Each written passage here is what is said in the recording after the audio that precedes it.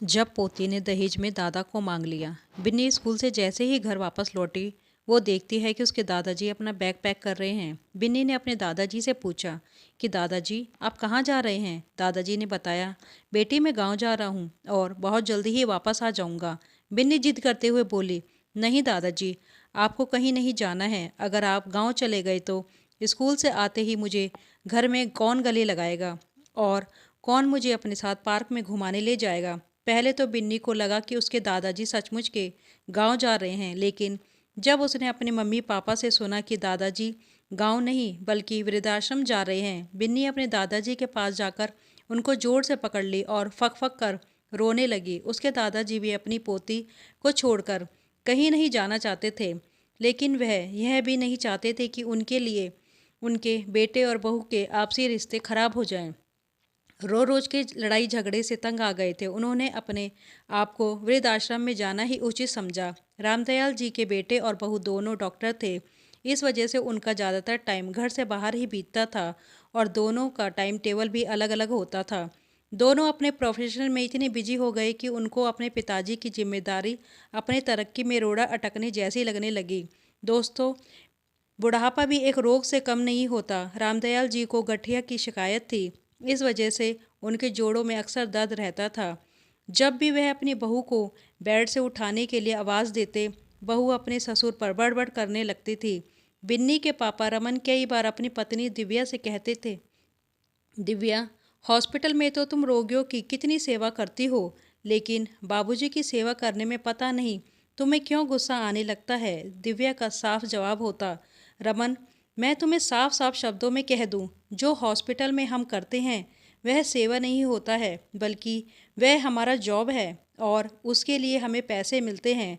रमन चुप हो जाता था। इसके आगे वह क्या बोलता। एक दिन बिन्नी के दादाजी को टॉयलेट जाना था। बहुत देर से आवाज़ लगा रहे थे, लेकिन किसी ने भी नहीं सुना। उन्होंने बेड पर ही टॉयलेट कर दी।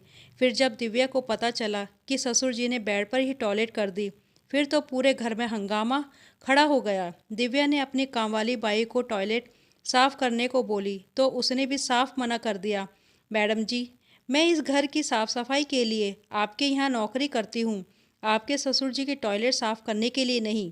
गुस्से में दिव्या नहीं बन्नी के पापा को फ़ोन लगाया और बोली, जल्दी से तुम घर आ जाओ, तुम्हारे बाबूजी ने बेड पर ही टॉयलेट कर दिया है। बिन्नी जब स्कूल से आई तो उसने देखा उसके घर में हंगामा खड़ा हुआ है। उसके दादाजी ने बेड पर ही टॉयलेट कर दिया है। वह बिना कुछ सोचे अपने दादाजी को हाथ पकड़कर टॉयलेट के अंदर ले गई और उसने अपने दादाजी का टॉयलेट साफ किया। दादाजी बोले, रहने दो बिटिया, मैं जाकर बेड का टॉयलेट साफ कर देता हूँ। बिन्नी के दादाजी जैसे ही अपना टॉयलेट साफ कर रहे थे, रमन हॉस्पिटल से आ गया था। उसने अपने बाबूजी को इस तरह टॉयलेट साफ करते देखते हुए उसे बहुत बुरा लगा। उसने डिसाइड कर लिया था कि अगले दिन ही अपने बाबूजी को वृद्धाश्रम में भर्ती करा देगा। कम से कम बाबूजी को इतना कष्ट तो नहीं सहन करना पड़ेगा। जितना पैसा खर्च करना होगा वह करेगा, क्योंकि उसके पास समय नहीं था कि वह अपने बाबूजी की सेवा कर सके। दादाजी को वृद्धाश्रम जाने का मन नहीं था, चाहे कितना भी कष्ट हो रहा था, लेकिन वह अपने घर में रहना चाहते थे। लेकिन बेटे और बहू के आपसी लड़ाई के कारण उन्हें वृद्धाश्रम जाना ही पड़ा। हर सप्ताह बिन्नी अपने दादाजी से मिलने वृद्धाश्रम जरूर जाती थी। बिन्नी के दादाजी को वृद्धाश्रम में रहते हुए 1 साल से भी ज़्यादा हो चुका था। बिन्नी इधर 10th क्लास की बोर्ड 98% से पास हो गई थी।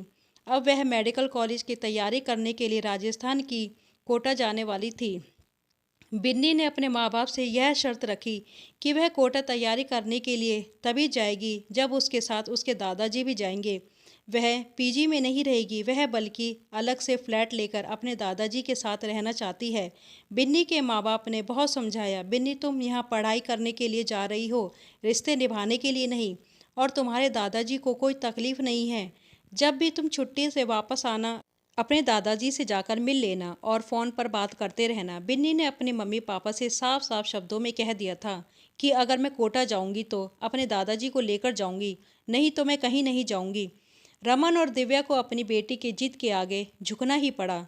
अब रामदयाल जी अपनी पोती के साथ कोटा में रहने लगे। पढ़ाई के साथ साथ अपने दादाजी का भी ख्याल रखती थी। रोजाना शाम को दादाजी के पैरों में मालिश जरूर करती थी। रामदयाल जी अपनी पोती को देखकर गर्व से भर जाते कि भगवान अगर किसी को बेटी दे तो बिन्नी जैसी दे।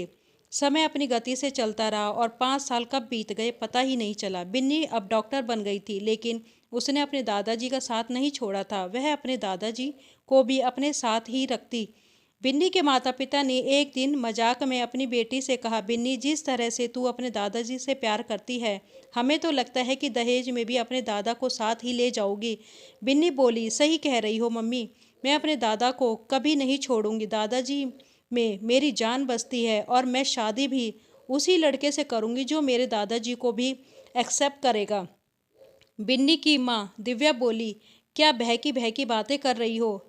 ऐसा भी कभी होता है क्या? बिन्नी दिल्ली के जिस हॉस्पिटल में डॉक्टर थी, उसी हॉस्पिटल में दीपेश नाम का एक डॉक्टर भी था जो बिन्नी से बेहद प्यार करता था। एक दिन उसने शादी के लिए इजहार कर दिया। बिन्नी भी मन ही मन उसे पसंद करती थी, लेकिन बिन्नी ने दीपेश के सामने यह शर्त रख दी, अगर तुम मुझसे प्यार करते हो और मुझसे शादी करना चाहते हो तो तुम्हें मेरी एक शर्त स्वीकार करनी पड़ेगी। पहले शर्त तो बताओ। नहीं, पहले हाँ या ना कहो। दीपेश ने कहा, हाँ बाबा, हाँ, तुम्हारी जितनी भी शर्त हैं तुम्हारे लिए सब मंजूर है। बिन्नी ने कहा, दीपेश, मैं अपने साथ अपने दादाजी को रखती हूँ और मैं चाहती हूँ कि शादी के बाद भी दादाजी हमारे साथ रहे। मैं इनसे अलग नहीं हो सकती हूँ। अगर तुम तैयार हो तो मैं तुमसे शादी करने के लिए तैयार हूँ। दीपेश ने हंसते हुए कहा, बस इतनी सी बात है। मैंने सोचा पता नहीं तुम्हारी क्या शर्त होगी। मैं तो डर ही गया था। यह तो बहुत अच्छी बात है।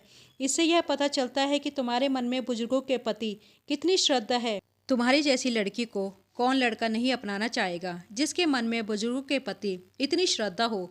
फिर कुछ दिन के बाद दीपेश और बिन्नी की शादी हो गई। बिन्नी सुबह सुबह विदाई के साथ अपने दादाजी को भी अपनी गाड़ी में बिठाने लगी। तभी उसके पिताजी रमन ने सबके सामने अपनी बेटी से माफ़ी मांगी। बेटी, तुम्हारे मन में अपने दादाजी के प्रति इतना प्यार देकर हमें भी एहसास हो गया कि बुजुर्ग बोझ नहीं बल्कि एक आशीर्वाद की तरह होते हैं। जहाँ भी होते हैं अपने आशीर्वाद से उस घर को स्वर्ग बना देते हैं। बिन्नी की माँ दिव्या भी आ चुकी थी। उसने भी अपनी बेटी से माफ़ी मांगी और बोली, तुम्हारे दादाजी अब हमारे साथ ही रहेंगे, इनको कोई दिक्कत नहीं होगी, हम तुम्हें विश्वास दिलाते हैं। बेटी, बिन्नी के दादाजी भी बोले, बिटिया, मुझे अब यहीं रहने दो, तुम अपने जीवन में खुश रहो और वीडियो कॉल पर रोजाना बात होती रहेगी। तुम्हारी वजह से आज मुझे मेरे बेटे और बहू आप दोबारा से मेरे हो गए हैं। वहाँ जितने भी लोग खड़े थे सब लोग बिन्नी पर गर्व महसूस कर रहे थे और सबसे ज़्यादा खुशी तो बिन्नी के सास ससुर थे जो इतनी अच्छी संस्कारी बहू अपने घर ले जा रहे थे।